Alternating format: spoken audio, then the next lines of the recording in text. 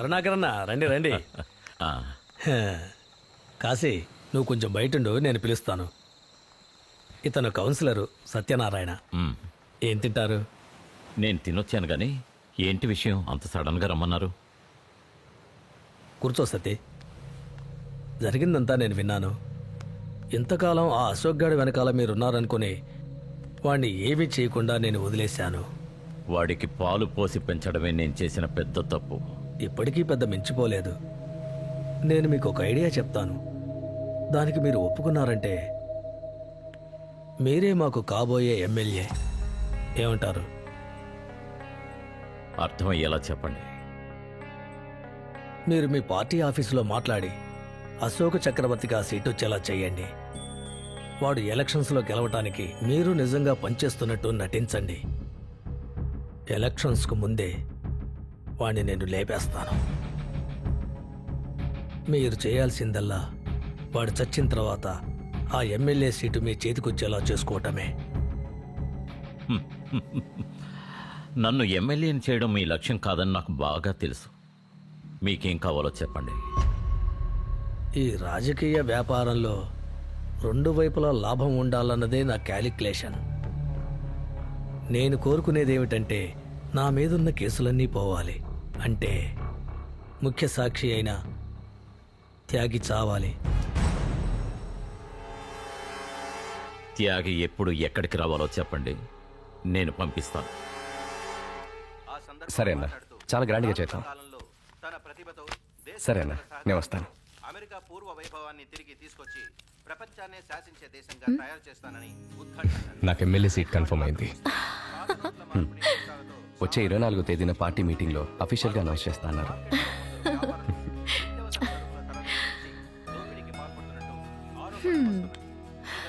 అంతా నా వల్లే.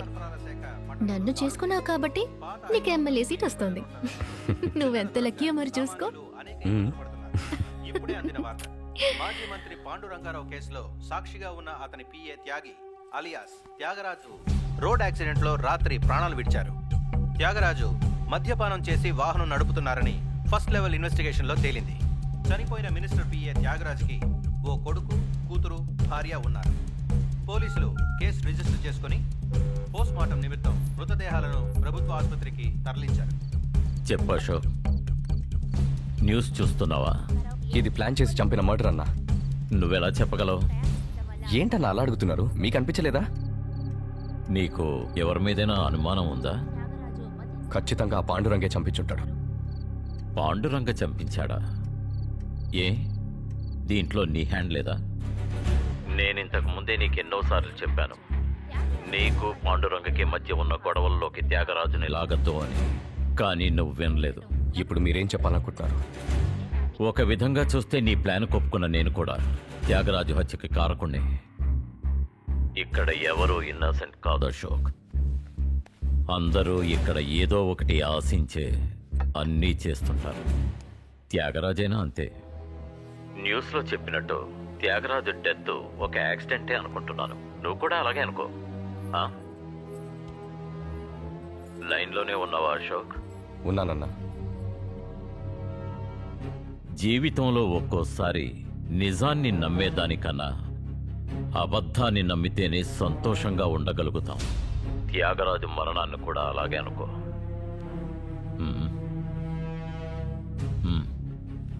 అది సరే, పార్టీ ఆఫీస్ నుంచి నీకేమైనా ఫోన్ వచ్చిందా?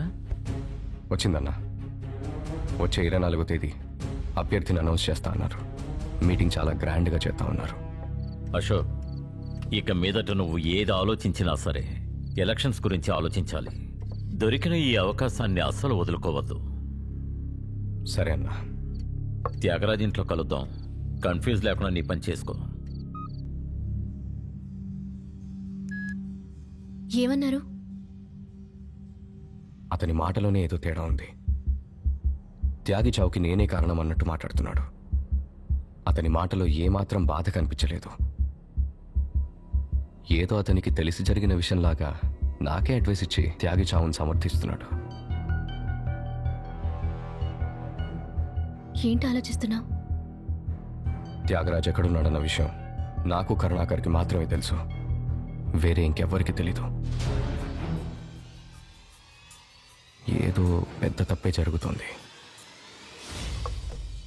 నిన్ను నేను అశోక్ గాడి దగ్గర ఎందుకు పనిలో చేర్పించాను?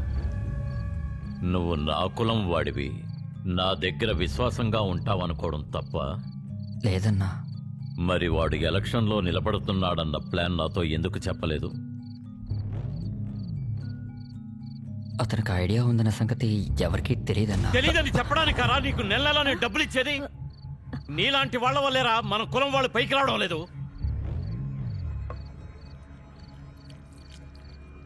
త్యాగి చచ్చిపోయాడు, అదన్నా తెలుసా నీకు? న్యూస్లో చూశానన్నా, యాక్సిడెంట్లో చనిపోయడం తెలిసింది. న్యూస్లో ఏది చెప్తే అది నమ్మేస్తావా?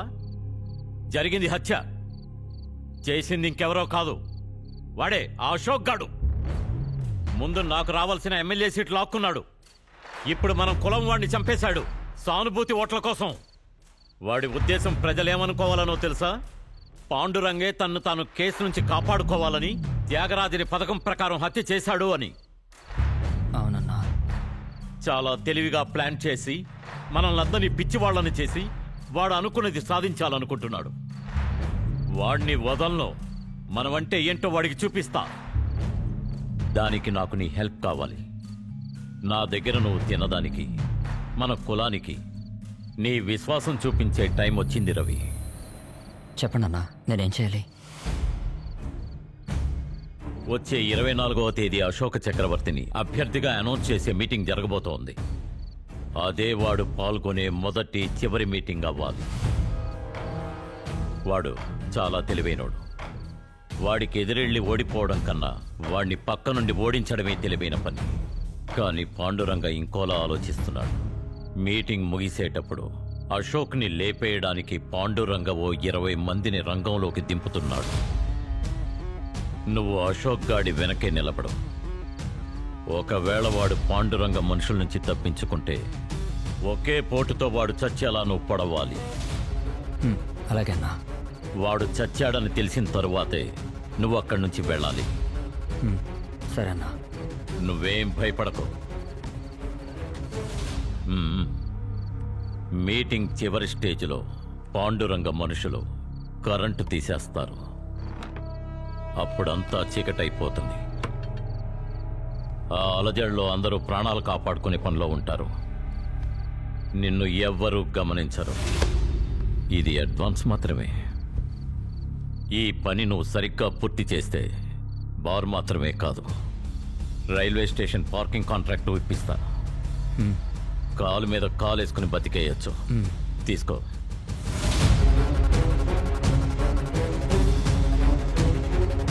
సంతోషంగా ఉంది. వస్తానా?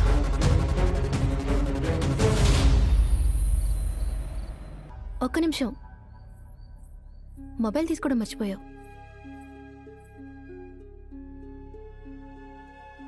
ఏంటి అదోలా ఉన్నావు? నీ మొహంలో నవ్వే లేదు. భయం వేస్తోందా? నీతో నేను రానా? ఇంకా టైం ఉంది, రమ్మంటే వచ్చేస్తా. ఈరోజు వద్దులే, నువ్వు ప్లాన్ చేసుకున్నట్టు ప్రియా ఇంటికి వెళ్ళేసిరా. నెక్స్ట్ మీటింగ్కి మన ఇద్దరం కలిసి వెళ్దాం. స్టేజ్ ముందున్న ప్రజలకు నమస్కారం. తర్వాత మన పార్టీ పెద్దలు. ఇది చాలా ముఖ్యమైన మీటింగ్ కదా, అంజన్ ఎందుకు తీసుకురాలేదు నువ్వు?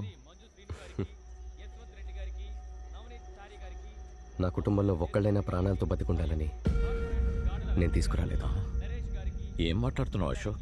నేను ఫస్ట్ టైం మీ ఇంటికి వచ్చి కలిసి మాట్లాడి వెళ్ళాను కదా, అక్కడితోనే నన్ను వదిలేయాల్సింది. మీరు ఆ రోజు మొదలుపెట్టినాట నేను ఈ రోజు ముగించబోతున్నాను. నువ్వు ఏం మాట్లాడుతున్నావు నాకు అర్థం కావట్లేదు.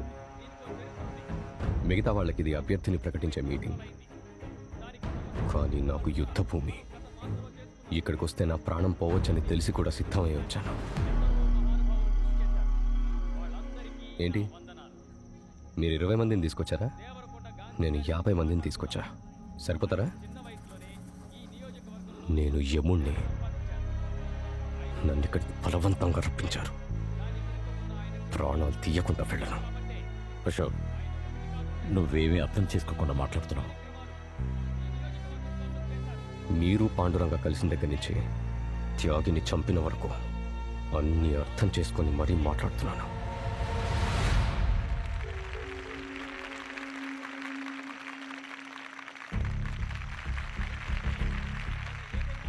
జరిగినవన్నీ డీటెయిల్గా చెప్తే కానీ నీకు అర్థం కావు. అవన్నీ చెప్పడానికి ఇది సమయం కాదు. మీటింగ్ అయ్యాక అన్నీ చెప్తాను. మీటింగ్ అయ్యేసరికి మన ఇద్దరిలో ఎవరో ఒకళ్ళే ప్రాణాలతో బతుకుంటారు. అది మన ఇద్దరికే తెలుసు. మీటింగ్ ముగిసేటప్పుడు మీరు నన్ను ముగించాలని ప్లాన్ చేశారు. దానికన్నా ముందుగానే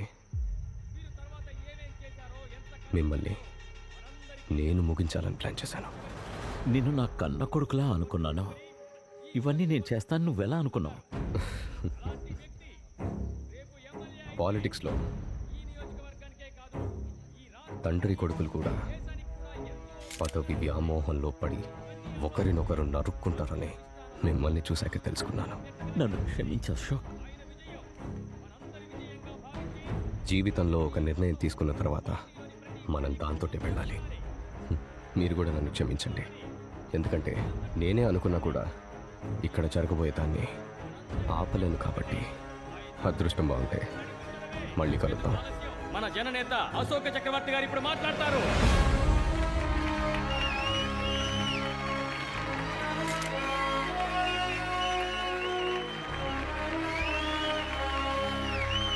అశోక్, నువ్వంటే నాకు చాలా ఇష్టం. వ్యక్తిగతంగా నాకు నీ మీద ఎటువంటి కోపం లేదు. ఇది రాజకీయం, అది అర్థం చేసుకో అశోక్. ఖచ్చితంగా నేను కూడా మీ వల్లే జీవితంలో ఇక్కడి దాకా వచ్చానని చచ్చిపోయేదాకా మర్చిపోను.